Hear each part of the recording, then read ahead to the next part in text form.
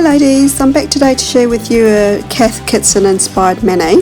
So it's all to do with vintage looking floral prints, and to achieve that I'm going to be using a couple of my Pro Collection MoYou London plates. So one's just the XL version of the other, and I'm going to be making decals today to achieve that look because I want to do some reverse stamping. So I'm using a mixture of my clear jelly stamper and also some clear jelly stampers that I've got from AliExpress.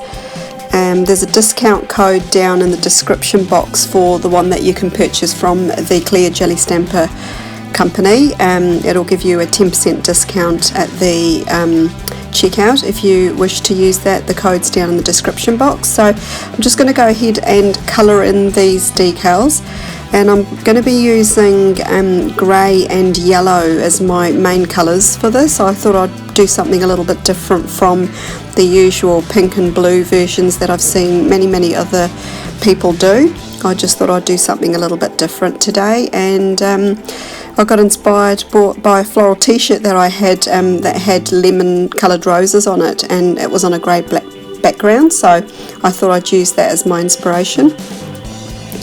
So basically when you're making decals, you're just colouring in parts of the image that are exposed.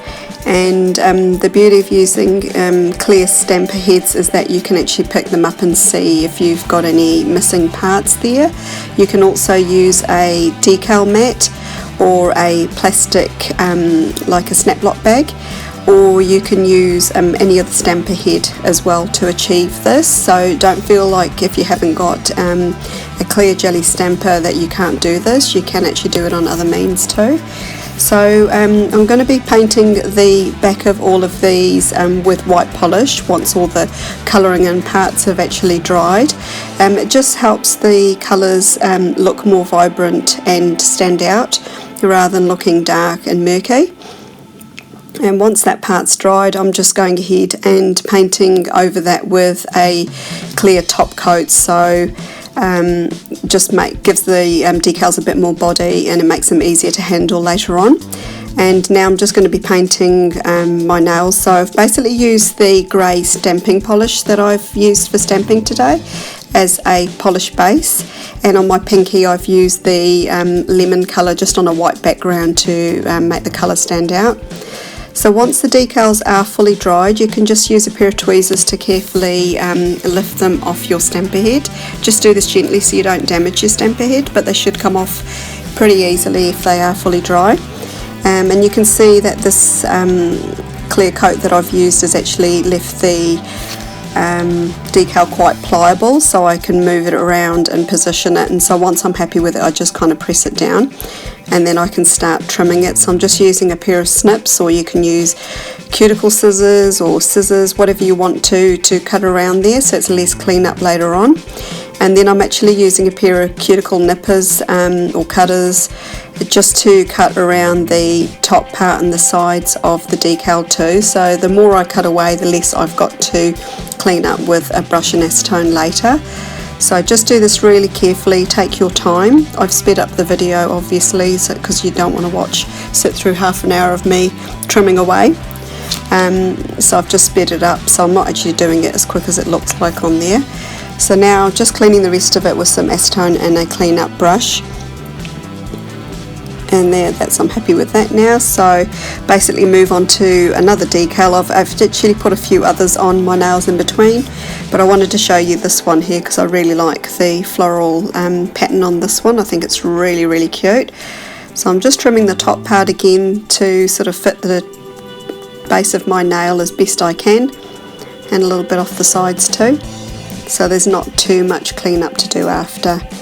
And then I'll have a bit of a play around with it and just get it to fit as best I can. My nails are quite curved, so sometimes it can take a few goes to get it to sit right, but I do get there eventually, as you can see there. And then yeah, another little bit of clean up there with some acetone and a cleanup brush. And then on the pinky, I'm actually going to go ahead and stamp using that grey polish because I just wanted to keep that fingernail quite simple, and I think it's sort of the mix and match looks quite nice with this design too. And then just a tiny bit of cleanup around the cuticle area again, and then basically it's ready to be top coated. So I'm just using Seche Vite for this because it's a nice fast drying top coat, and it'll help dry all the layers of the decal too and help it all stick better to the nail. So that's the glossy version there, but I decided I wanted to do a matte look, so here I am painting on OPI Matte Top Coat, and that gives it a matte top coated finish, which I prefer personally, but you can do it however you want to. And that's about it, ladies. So thanks for watching. Please comment, like and subscribe for more awesome videos, and leave any comments down in the description box. I answer to everybody, and thanks for stopping by, and we'll see you again soon. Bye.